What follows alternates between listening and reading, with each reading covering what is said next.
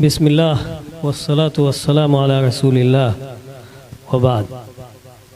السلام علیکم ورحمۃ اللہ وبرکاتہ۔ سب سے پہلے میں اللہ رب العالمین کا شکر ادا کرتا ہوں کہ ایک بار پھر جبریل انٹرنیشنل اسکول کے پلیٹ فارم سے آپ حضرات سے ملنے کا موقع ملا۔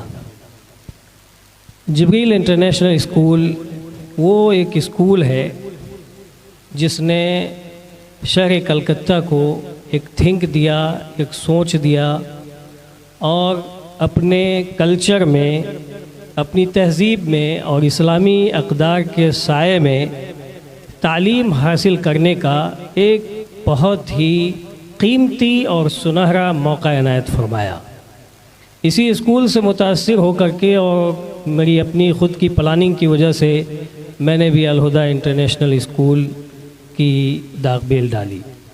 یہ اسکول اور اس طرح کے وہ اسکول جو اپنے اسلامک اقدار اور اپنی تہذیب اور اپنے کلچر کے سائے میں تعلیم دے رہے ہیں، وہی اسکول در حقیقت تعلیم کی حقیقت کو سمجھ رہے ہیں۔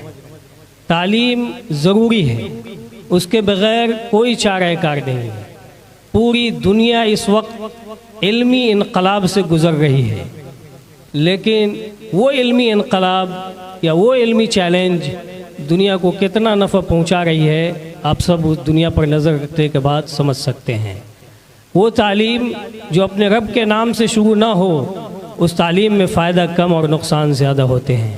اقرأ بسم ربک الذی خلق، پڑھو اپنے رب کے نام سے، صرف پڑھو نہیں، پڑھو اپنے رب کے نام سے۔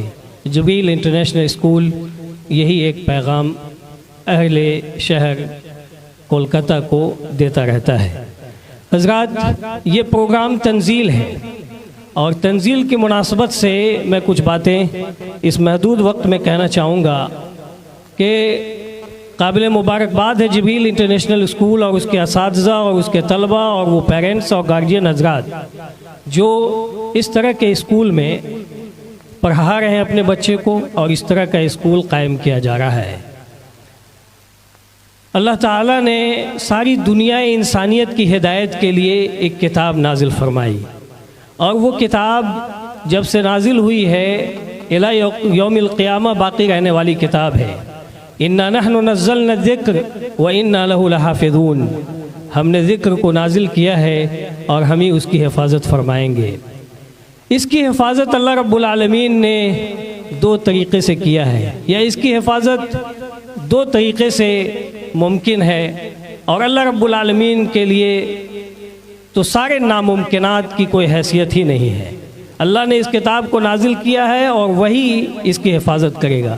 اس کی حفاظت سطور کے ذریعے سے ہوتی ہے، یعنی سطروں میں جو لکھی جاتی ہے وہ نبی صلی اللہ علیہ وسلم کے زمانے سے لے کر کے ایدم تک ہے اور قیامت تک رہے گا۔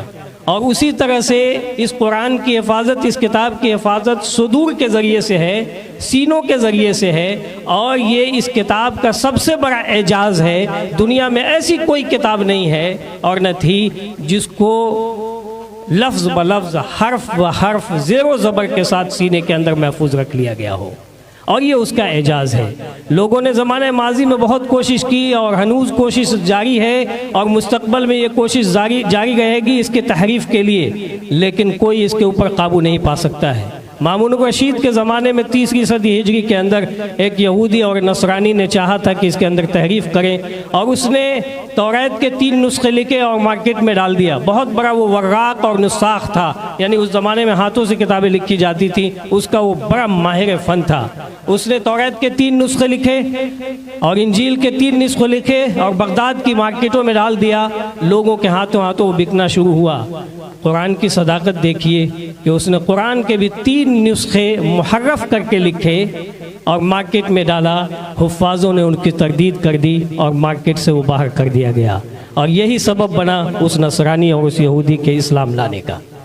تو قابل مبارکباد ہیں وہ بچے جنہوں نے اپنے سینوں کو قرآن کریم سے منور کر رکھا ہے۔ اللہ رب العالمین نے ان کا بڑا مرتبہ رکھا ہے۔ ان اللہ یرفع بہذا الکتاب اقواما ویضع به آخرین، بے شک کہ اللہ تعالیٰ اس کتاب کے ذریعے سے ایک قوم کے مرتبے کو بلند کرتا ہے، اور اس کتاب کے ذریعے سے ایک قوم انحطاط اور زوال کی شکار ہوتی ہے۔ حضرت عمر بن خطاب رضی اللہ تعالیٰ عنہ کا زمانہ تھا، وہ امیر المومنین تھے۔ نافع بن عبد الحارث کو مکہ پر ولی مقرر کیا تھا، گورنر مقرر کیا تھا، اور عمر بن خطاب امیر المومنین ایک بار مکہ کے سفر پر تھے، عثفان کے مقام پر نافع کو طلب کیا کہ آپ یہاں آ کر کے ملو۔ جب نافع وہاں پہنچے تو عمر بن خطاب نے پوچھا کہ مکہ پر کس کو تم اپنا نائب بنا کر کے آئے ہو؟ تو نافع عبد الحارث نے کہا کہ ابن ابزہ کو۔ تو امیر المومنین نے پوچھا کہ یہ ابن ابزل کون ہے؟ تو کہا کہ مولا من موالینا، یہ ہمارے غلاموں میں سے کوئی ایک غلام ہوا کرتا تھا، آزاد ہو گیا، اسے میں نے گورنر اپنی نیابت دی ہے اور وہاں کا ذمہ دار بنا کر کے آیا ہوں۔ تو آپ نے کہا امیر المومنین نے کہ ابن ابزہ کو کیسے بنا دیا مکہ کی سرزمین پر؟ استفسار کیا تو کہا یا امیر المومنین انہو عالم بالقرآن، انہو قارئ بالقرآن وعالم بالفرائض۔ اے امیر المومنین، یہ عبد الرحمن ابن ابزہ قرآن کا عالم ہے اور میراث کا عالم ہے۔ تب امیر المومنین نے کہا اما سمعتم نبیکم یقول، کیا تم لوگوں نے نہیں سنا کہ تمہارے نبی کی یہ بات ہے ان اللہ یرفع بہذا الکتاب اقواما ویضع به آخرین، اللہ تعالیٰ ایک قوم کو اس کتاب کے ذریعے سے مرتبہ بلند کرتا ہے، بلندی عنایت فرماتا ہے، اور اسی کتاب کے ذریعے سے اللہ تعالیٰ اس کو زوال پذیر بھی کرتا ہے۔ تو بچوں اور بچیوں، جن لوگوں نے بھی اس کتاب کو اپنے سینے کے اندر محفوظ کیا ہے وہ بہت ہی قابل مبارکباد ہیں۔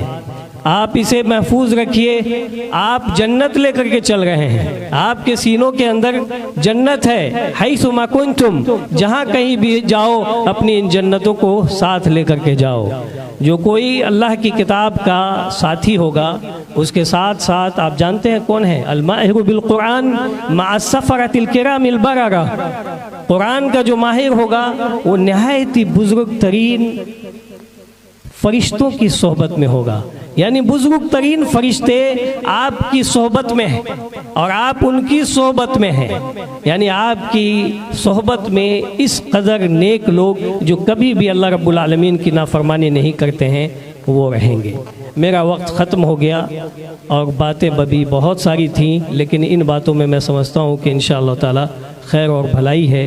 اللہ تعالی ہم سبوں کو اپنی تہذیب، اپنے کلچر اور اپنے اقدار کے دائرے میں رہ کر اپنی دنیا میں آگے بڑھنے کی توفیق سے نوازے، یہ سب سے بڑی چیز ہے۔ میں ایک بات اور کہہ دوں جو میں کہنا چاہتا تھا، جو میرے ذہن سے بات نکل گئی اور آخر میں وہ بات آ رہی ہے۔ 96% ہماری کمیونٹی کے بچے اسکول میں پڑھتے ہیں، عصریات میں پڑھتے ہیں۔ یہ 96% جس کو دین سے کوئی واسطہ نہیں، اللہ یہ کہ کچھ گارجین حضرات اس کو عربی پڑھا دیتے ہیں، ریڈنگ قرآن پڑھا دیتے ہیں، کچھ دینی باتیں بتا دیتے ہیں۔ ہم 4% مدارس کے لوگ ہیں، جیسا کہ سرکاری رپورٹ یہ بتاتی ہے، وہی قرآن پڑھنا جانتے ہیں۔ میں شروع زمانے سے اس بات کے لیے متفکر ہوا کرتا تھا کہ قرآن پڑھنا یہ 4% کے ہی نصیب میں ہے جو اپنے معاشرے کا کمزور ترین طبقہ ہے، اور یہ 90% جو بڑا طبقہ ہے وہ کیا قرآن نہیں پڑھے گا؟ جب جگیر انٹرنیشنل اسکول کے پلیٹ فارم سے اور الہدیٰ انٹرنیشنل اسکول کے پلیٹ فارم سے جب قرآن کی اس طرح تلاوت ہوتی ہے جس طرح سے مدرسے کے بچے تلاوت کرتے ہیں تو مجھے بہت سکون حاصل ہوتا ہے، اور دل سے دعائیں نکلتی ہیں اسکول کے لیے بھی، گارجین کے لیے بھی اور بچوں کے لیے بھی کہ اللہ تعالیٰ ان لوگوں کو خیر و بھلائیوں کی توفیق سے نوازے۔ وصلی اللہ علی نبینا محمد وعلی آلہ وصحبہ اجمعین والحمد للہ رب العالمین، والسلام علیکم ورحمۃ اللہ۔